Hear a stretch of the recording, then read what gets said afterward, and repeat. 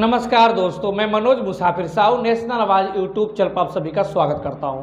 उत्तर प्रदेश का एक लोकसभा क्षेत्र है नगीना से इस बार सांसद चुने गए एक दलित समाज से आने वाले नेता जिसका नाम है चंद्रशेखर आजाद। चंद्रशेखर आजाद अपने समाज में तमाम युवाओं के लोकप्रिय नेता बन चुके हैं।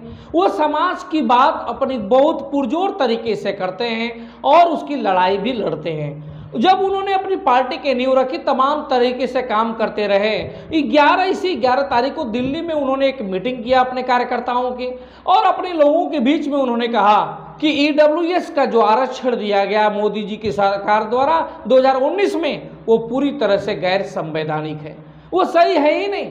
दरअसल हम भी इस बात को मानते हैं, मैं मनोज मुसाफिर साहू स्वयं इस बात को मानता हूं कि आरक्षण, जब संविधान के आप मूलभूत अनुच्छेद को पढ़ेंगे तो आप पाएंगे कि आरक्षण का जो प्रावधान है वो आरक्षण इस आधार पर दिया गया कि आप छुआछूत से ग्रसित हैं कि नहीं, आप जातिवाद से ग्रसित हैं कि नहीं, आपको जातियों के आधार पर विस्कृत किया जाता है कि नहीं, आपको जातियों के आधार पर गाली दिया जाता है कि नहीं, आपको जातियों के आधार पर अपमानित किया जाता है कि नहीं, आपको भेदभाव आपके साथ किया जाता है कि नहीं, आपके साथ छुआछूत किया जाता है कि नहीं, आपको कोई उलाहना ये देता है कि नहीं, किसका मुंह देखने से पाप हो जाता है। ये तमाम ऐसी बातें हैं जिसके वजह से जिस समाज को सामाजिक रूप से, शैक्षिक रूप से, आर्थिक रूप से मजबूत बनाने के लिए, उसकी उचित भागीदारी दिलाने के लिए, मुख्य धारा में लाने के लिए आरक्षण का प्रावधान किया गया।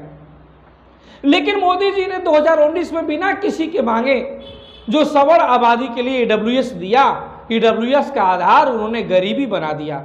दरअसल आरक्षण का आधार गरीबी है ही नहीं, आरक्षण कोई गरीबी उन्मूलन कार्यक्रम नहीं है। इस बात को मोदी जी को समझना चाहिए था, लेकिन उन्होंने आरक्षण दे दिया।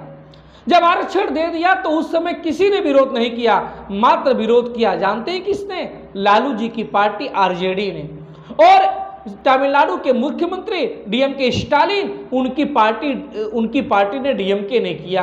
अब एमके स्टालिन की पार्टी डीएमके ने विरोध किया, लालू जी की पार्टी आरजेडी ने विरोध किया, लेकिन अन्य कोई भी दलित समाज की पार्टी या पिछड़े समाज की पार्टी, यहां तक कि सपा और बसपा ने भी विरोध नहीं किया। क्योंकि सपा और बसपा को कान में किसी ने फूंक दिया था जाके कि तुमको ब्राह्मण का भी वोट मिलता है, क्षत्रिय का भी वोट मिलता है, इसी गुमान में उसने विरोध ही नहीं किया। और कोई याचिका भी नहीं दायर हुई हाई कोर्ट, सुप्रीम कोर्ट में। नहीं तो यहाँ तो ओबीसी के पक्ष में कुछ भी हो। आप बिहार में देख लीजिए आरक्षण बढ़ाया गया था, छत्तीसगढ़ में देख लीजिए बढ़ाया गया था, तुरंत जाके याचिका दाखिल हो जाती है किसी ब्राह्मण के द्वारा, किसी क्षत्रिय के द्वारा। लेकिन यहाँ ऐसा कुछ नहीं हुआ, आरक्षण लागू हो गया। इसका परिणाम क्या हुआ? ओबीसी की मेरिट अब ईडब्ल्यूएस से ज्यादा जाने लगी, ईडब्ल्यूएस की मेरिट ओबीसी से कम जाने लगी। और जब कम जाने लगी तो जो सवर्ण के आरक्षण के नाम पे लोगों को गालियां देते थे, अब उनकी कम मेरिट पे सिलेक्शन हो रहा है। लेकिन अब कोई चू चाह नहीं करने वाला, कोई नहीं बोलने वाला इस विषय में। लेकिन मैं तारीफ करूंगा चंद्रशेखर आजाद की कि उन्होंने कम से कम लालू जी की तरह, स्टालिन की तरह, दूरदर्शी नेता की तरह ये सोचा तो कि ईडब्ल्यूएस गलत है और इसका विरोध होना चाहिए। सिर्फ विरोध ही नहीं, इसको खत्म होना चाहिए, ये मैं भी मानता हूं। आपको भी गहराई में जाके सोचेंगे तो मानना पड़ेगा, मोदी जी ने ओबीसी के ताबूत में ये कील ठोकने का काम किया था 2019 में ईडब्ल्यूएस आरक्षण को लागू करके।